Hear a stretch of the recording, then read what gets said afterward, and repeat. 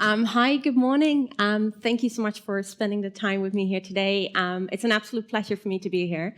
I am actually, as you can see, Jess. I'm a senior insights analyst at LinkedIn, and I'm super excited to be talking to you today a little bit about our team and this amazing product that we've launched about a year ago. So actually, our team gets to work with some of the most, in my humble opinion, exciting and extensive data sets in the world. And we get, on average, over 10,000 requests on an annual basis from some of our most strategic customers, asking us anything from providing insights on key audiences that they're interested in, or helping them understand skills gaps within their organizations, or where they rank compared to certain competitors on their employer branding strategies. And this is something that I'm super excited about and passionate and be able to do in my day-to-day. And it's something that it's not only happening for our own strategic customers, we see this throughout the talent acquisition industry. And we know, based on our own data, that in the past 5 years, in North America alone, we see a 3x increase of analytical skills being posted on HR professionals' profiles. So that's an increasing trend where we really see the talent acquisition industry moving towards talent intelligence. But we also know it's not always easy. HR and talent data can be difficult to come by. And even as early as 2017, Deloitte posted research in which they said that about only 8% of organizations actually said that they felt they had usable talent data. And that's something where we felt we could potentially make a difference. So I'm going to talk to you today a little bit about LinkedIn Talent Insights. But before I do that, I want to take you a little bit back to help you understand what is this built upon and what drives this product. And in order for me to do that, that's talking about the vision that we have at LinkedIn, creating economic opportunity for every member of the global workforce. It's something that keeps me very excited coming into work. And more specifically for me, something that is really, really exciting is that we now actually have the data to start bringing this to life. And that's what we call the economic graph. So the economic graph is the world's first digital representation of the global economy. And as you can see here by these numbers, they are at scale. And we continue to grow at a very, very rapid pace. And together with these big numbers and the rapid growth that we continue to see, this really helps us drive and hone in on hundreds and thousands of data points on a daily basis. And that's the stuff that I get to work with on a daily basis. And I'm super excited about that because that helps me bring relevant insights to our members to help them understand where and how they can find that dream job, but also to our customers to help them understand how and where they should find their best-in-class talent. Because it is increasingly recognized that your most productive asset and your best asset isn't just the products or the services that you provide or the technology that you have, it's your people. And what I want to talk to you a little bit about today is that hiring them definitely is sometimes a challenge, we know, and is more increasingly open market space. But it's more about hiring and just bringing in the right people. It's about helping them develop and grow and reach the skills and their full potential in their career. And it's about having the data and the insights to be able to do this and plan for this. And this is a framework that we've developed at LinkedIn that we call Building Winning Teams. What I want to do today is focus a little bit on the plan aspect of this framework and help you understand how LinkedIn Talent Insights can actually address some of the key challenges that many of our customers face today. So think about if you would be able to, with a click of a button, understand where the people you are hiring coming from, but where they're also going to. Or if you're thinking about diversity initiatives, what the diversity gender balance looks like in different areas, regions, or functions. Or if you're recruiting at colleges and campus, really help to understand what types of degrees and fields of studies in schools help drive these types of talent. And that's just a few use cases of the product that we can provide. So what I want to do today is really take a deep dive and walk through this with you to help you understand how you can actually use that in action. So for the purposes of this demonstration, I'm going to focus specifically on one of the two reports that is available on LinkedIn Talent Insights, the Talent Pool report. I will briefly address on the company report a little bit later. But for the purposes of this, let's say that I am recruiting for a small-sized financial services company in New York City. And I've been recruiting software engineers over the past year because our company needs to stay competitive in an increasingly digitized world. And we want to make sure that we continue to offer our customers the best products there is available. So I really need to amp it up and make sure that I really continue to hire the best-in-class people. And my manager has asked me to do some market research to understand where there might be some other regions that we can think about when hiring these types of people effectively. Perhaps even ultimately with the goal of opening up a specific office in that area. So with that, let's jump in. Just gonna toggle. There we go. So I'm gonna open up a talent pool report, and first of all, what I wanna do is I wanna start really broad, just to get an idea of what the talent landscape is out there. So looking at software engineers just in the United States. Generating a report, I can see here that we have over 780,000 software engineers in the US on LinkedIn. So that's great news, but I can also see something that concerns me, that is the hiring demand.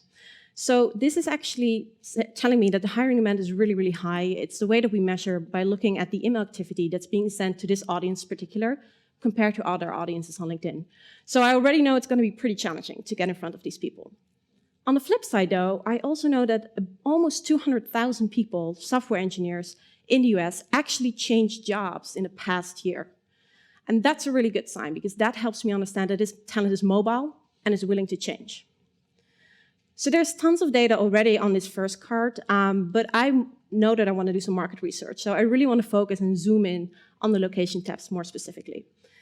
And I can see here that the familiar players are there in terms of size. San Francisco, obviously a well-known hub for this type of talent, but that's information that I already know. So I want to go a little bit deeper.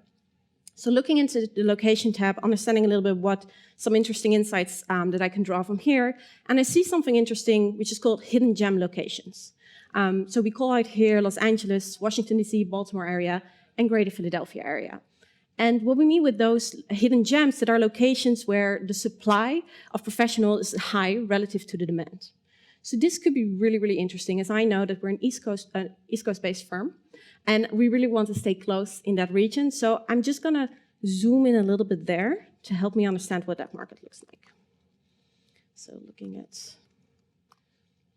those two areas and applying that. So the total size of my talent pool drops to about 50,000 people. And looking here, I can actually understand how that is based upon. And I see the bulk of that talent sits in Washington and Baltimore. However, what is really interesting is that Philadelphia still has a very good, reasonable size of supply, and there's a lot fewer jobs postings happening there, just about a fifth compared to Washington and Baltimore. And this is really important to me to know, because that means that I have a better chance of standing out with my company posting those jobs there and finding the right people. I can also learn about the gender balance, which is definitely a tough one in this area, and also looking in terms of the general compensation and some of the key competitors that are playing in this area as well. So I got a good playing field, and I know that there's a lot of supply there. But what I do want to know is when we actually start focusing, let's say on Philadelphia, to want to make sure that the people are coming into this area and that they're not leaving for other cities. So I'm going to scroll down a little bit to look at migration data. So filtering this for Philadelphia, I can see obviously the main player, New York City. Not too surprising, a lot of people are leaving Philadelphia to go there. But actually what is really interesting about this data is that I can see that Philadelphia is actually gaining people from New York into their city. And that is really interesting to see, because I know that helps me understand that there's a healthy flow of talent between these two cities. There's a ton of other information here that I can save for my recruiter teams later to help them understand what other potential industry regions they could look at when they want to attract people from that area. So now I've learned that there's a decent amount of supply. I have the ability to stand out with my job postings. I know who my main competitors are, and I know there's a healthy influx of talent within this region. So what I want to do next, before I actually go back to my manager, is I want to understand if we're actually having a healthy foundation here. Do people know who we are? Because if they don't, that really requires a completely different strategy. So I just want to make sure that we're okay there. So zooming in on the employer brand tab, that's actually great. I can see that there's tons of opportunity there, and there's already a lot of engagement happening with my brand. It's growing over time. I can see where there's happening most of the engagement, so you can see people are following us, they're looking at our updates, and they're even viewing our jobs already. So this is a really positive trend that can help me understand if this is the right area for us to invest in. And to tie everything all up, I just want to make sure I'm prepared to answer some of the questions that I know my manager will ask me is, how do we address these people? What are the things that we should be saying and talking to them about to help them understand who we are and what we can do for them? And that's where I look at the survey data that we can find here. And it's based on an annual survey that LinkedIn does, where we ask our members what they care about most when they opt to change roles.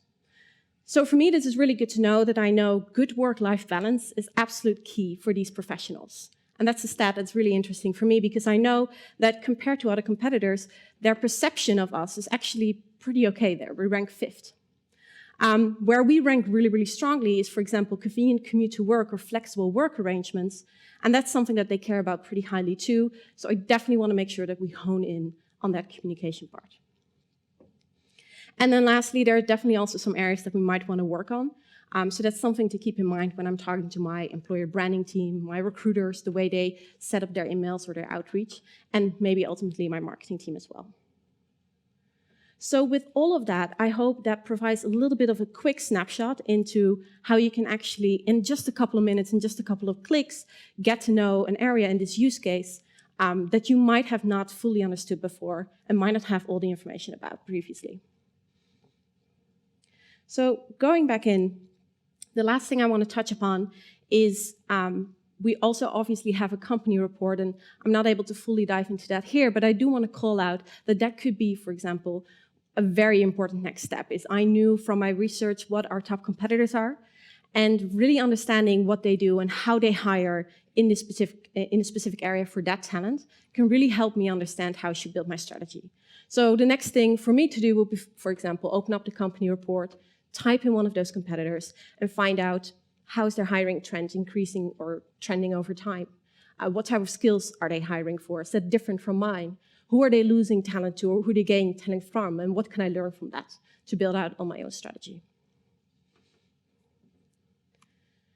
So I really hope with that we were able to provide a quick snapshot on what the capabilities are of this product, even though it was just one small use case.